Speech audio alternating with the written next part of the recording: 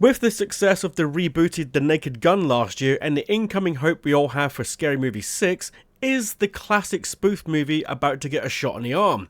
And when I say classic spoof movie, I mean it. We're talking about Airplane, The Naked Gun, Hot Shots, and Scary Movie being the main set, largely because they gave us sequels as well, for better or for worse, but there is the odd other spoof movie out there that has also worked.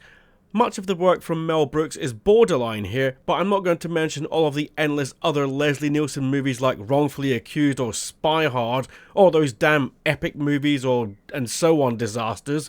But there is one that stands out from the crowd that was also a solo venture, but from the team that gave us Airplane, before they found success with the Naked Gun series on the big screen.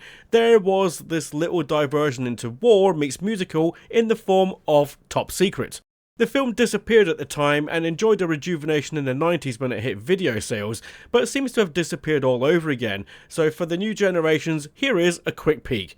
The film is directed by the aforementioned Zucker brothers and Jim Abrahams, who also pitched in with the script. The film is largely set in the rather strange World War II era, but mixes it with 50s rock and roll. The setting is Germany, and visiting there to do a pop tour is Nick Rivers, played by the very young and very capable Val Kilmer. Yep, he does all the singing himself. He's lost amongst the plot, but soon gets embroiled with spies and the French resistance who are intent on foiling the Nazis' plans, whatever they are. Is it fair that this film was overlooked? Hell no! The film has some great sequences. One of the most famous scenes is a one-shot where Nick and his new beau visit a bookstore to get information from one of the underground spies, played by Peter Cushing. But the magic in this scene is that the entirety of the shot is filmed in reverse. You don't notice it at first. When you do, it becomes amazingly clever how well they've gone about this.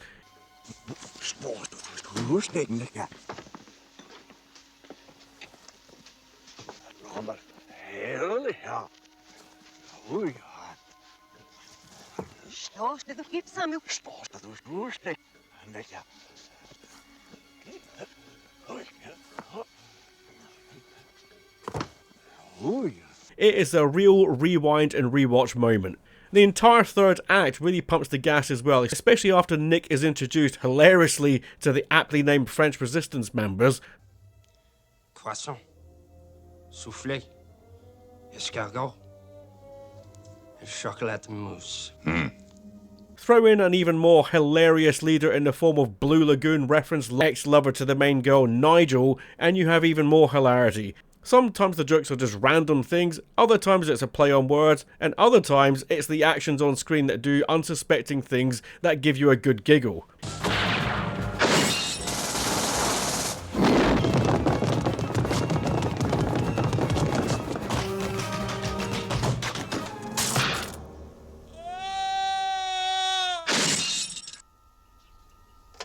You're no more of a fool than the others.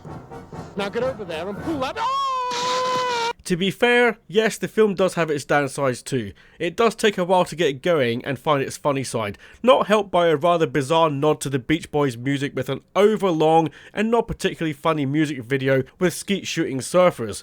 Hilarious? Not really. In fact, the film maybe has one too many music numbers overall. It's funny to watch them make fun of teenage girls losing their shit at male performer shows, but by the time you get to the stretchy pizza and the gal swinging of the diner set piece, then it's all a bit much. But Top Secret remains one of those gems from the era that people really need to dust off once in a while and get the chuckles out that work. Like most of the best spoofs, Top Secret didn't waste too much time spoofing popular films around it, even like the Scary Movie franchise is guilty of. The jokes were all about the situations, with occasional nods to the cinematic royalty for good measure. Let's hope we can find the balance again going forward.